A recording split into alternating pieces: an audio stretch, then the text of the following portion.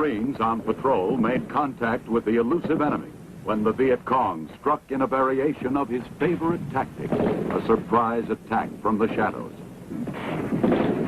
But the VC, already aware he has little chance of winning a stand-up fight, is learning he is being engaged by a fighting force quite different from that he met and defeated a decade ago. His own guerrilla tactics are being turned against him, and he is frequently trapped in our ambushes, set up by the patrols that are moving constantly. It is through skillful use of patrols of many different sizes and types that our military commanders in Vietnam maintain contact with the enemy and exert the constant pressure which is weakening the VC's grip on areas he has controlled for years by tyranny and terror. Our success with the military action of patrol and ambush, backed up by an expansive civic action program, continues to win the trust of the people in Vietnam. Many are no longer afraid to give us the information that leads to the enemy's hidden caches of supplies, often including a variety of weapons, and to Victor Charlie himself.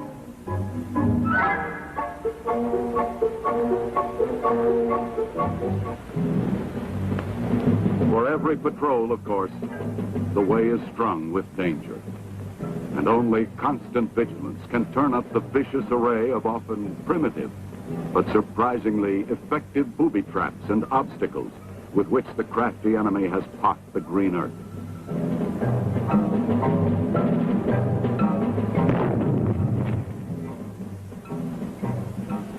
Every cave must be thoroughly and cautiously explored. Even a youngster plodding along the road could have a grenade concealed in the heavy burden. It has happened before.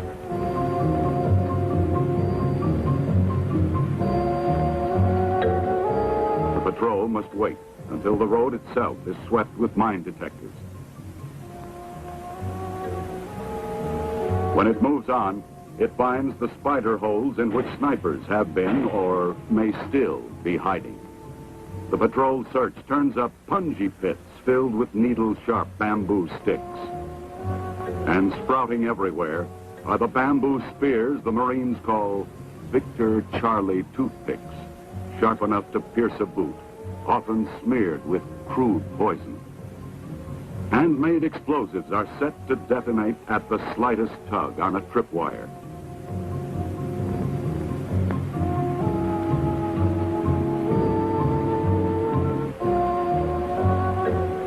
Yes, every foot of the way is strung with danger.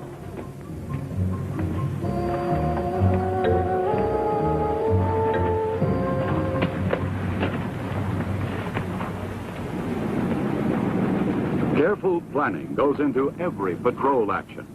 Lieutenant Colonel Robert R. Dickey briefs Marine and Army members of his staff on the location and possible strength of the enemy. Then, elements of the 3rd Marine Regiment are lifted by helicopter for a patrol in force along the Songuvia River 50 miles away. The swift air movement is expected to catch the guerrilla force in that area off guard and reduce the danger of running into enemy ambush.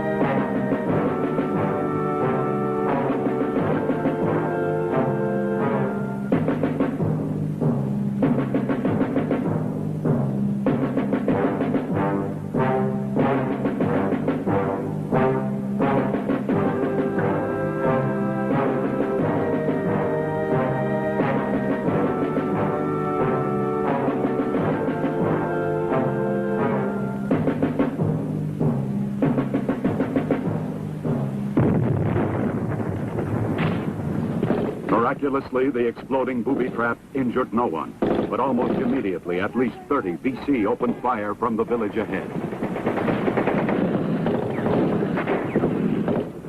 Bullets rip through the leaves, and a Marine is hit.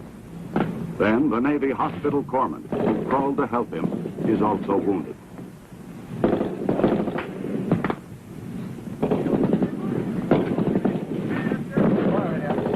Riflemen push forward, past Viet Cong civilians cowering in the ditch along the trail.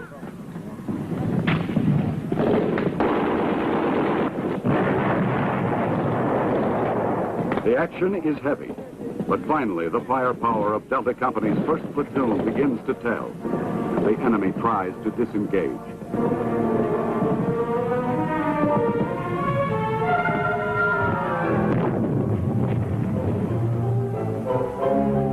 In the village and beyond, Delta Company finds what's left of the enemy.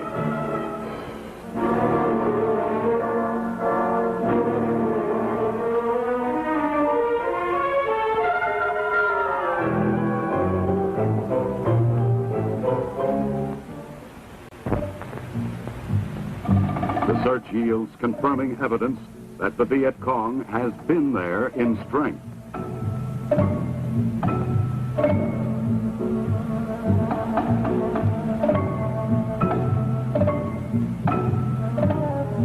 In the tree lines and along the bank of the nearby stream, the patrol uncovers a complicated network of trenches and tunnels.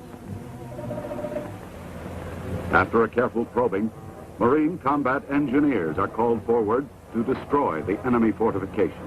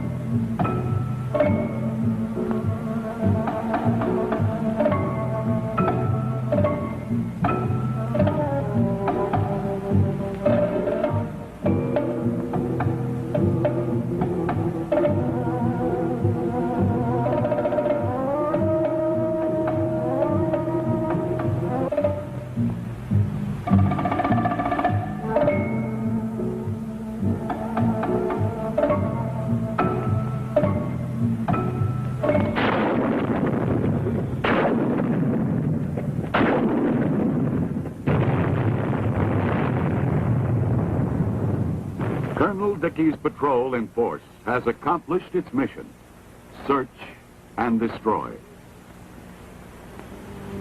The rivers and streams of South Vietnam are well-traveled highways, used for centuries in a country where good roads are few. Waterborne patrols of Marines and South Vietnamese troops deny these important arteries to the Viet Cong and protect legitimate travelers from ambushes and unofficial tax collectors. Acting on information from the villagers, speedy assault patrols move in on a suspected streamside guerrilla base.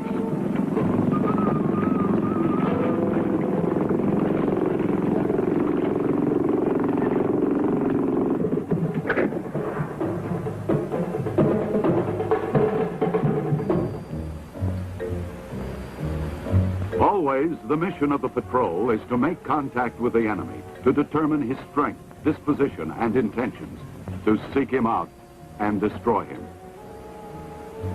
Marine Lieutenant Richard Nicklin and combat photographers covered such an action during Operation New York. This is the 1st Platoon of Gulf Company, commanded by 1st Lieutenant Terry Moulton. We're on a search and clear mission this morning. This is going to be a methodical search, house by house, village by village, as we move north.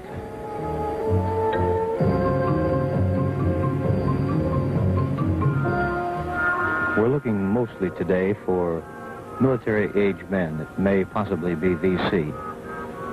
So far, all we can see are women and children and old men. There are no young VCs. We have Vietnamese nationals who do the interrogating, asking where the VC are, where they may have gone.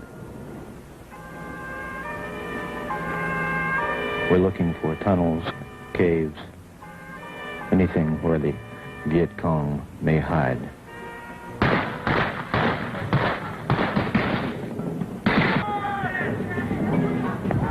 We've just run into some VC here in the area.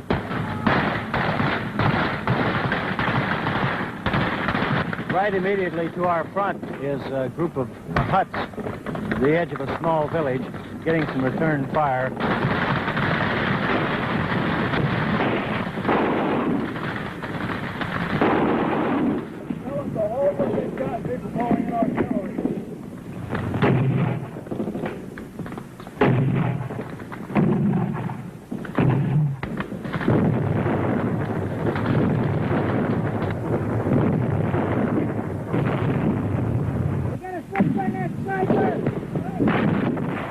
Been chasing these VCs since 8 o'clock this morning, so it's been a long haul until we finally found them.